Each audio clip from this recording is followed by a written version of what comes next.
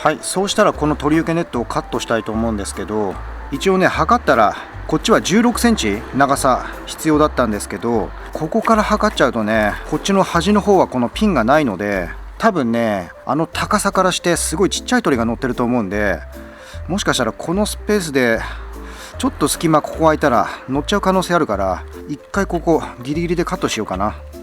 端からピンが出てる方がいいんで、このピンギリギリのところで一回カットして、でこれちょっと硬いけどハサミで切れるんで、よし。でここの端から16センチ、ここだとちょうどこのピン当たっちゃうから、このピンをかわしたこの辺から切ろうかな。この辺からなんで、これはもう印しないでこのままピンの横を切っちゃいます。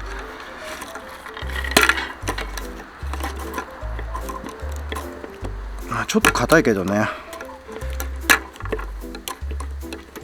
よいしょ、切れました。でこれだとちょっとね幅が広すぎるんで、ちょっとこの耳の部分もカットします。設置するところの幅に合わせて切る感じですね。このカットはあくまでうちのさっきの場所に合わせたサイズなんで、よし。でそうしたらね、この高さもこのままだと置けないんですよ。さっきの場所測ったら高さがねこれくらいしかないんで、このままだと置けないので、じゃあこれどうするかっていうと、ここのピンの真ん中にねこれラインが入ってるんですよ全部。なのでこのラインを目印に1本ずつこのピンを半分に切っていきます。だからねよっぽどちっちゃい鳥だと思うんですよね、あそこ乗ってるの。これあれだね、ニッパーで切った方がいいね。ニッパーの方が切りやすい。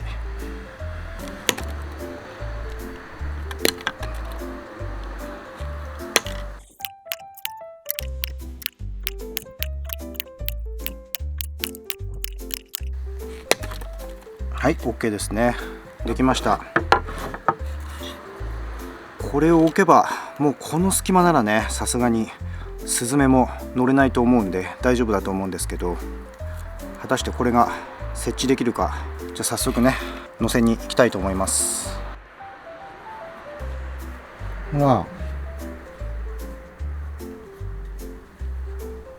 こんなに平べったいけど結構ねこれでも上ギリギリなんで、い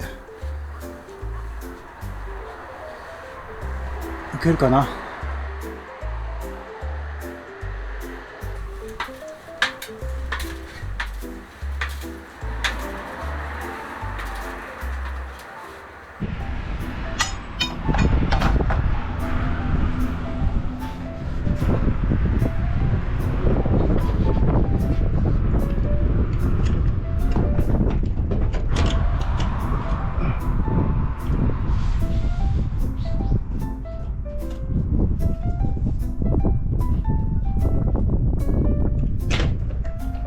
よし、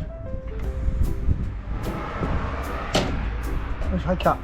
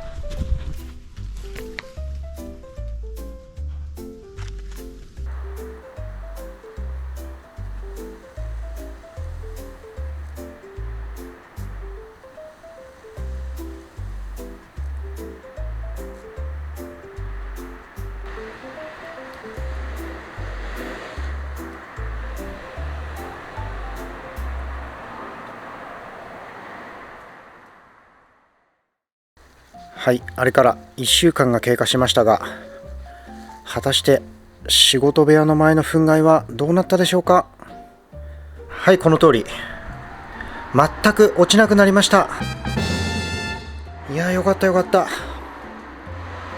これでもう糞のお掃除をしなくてもよくなりました。いやー、よかったよかった。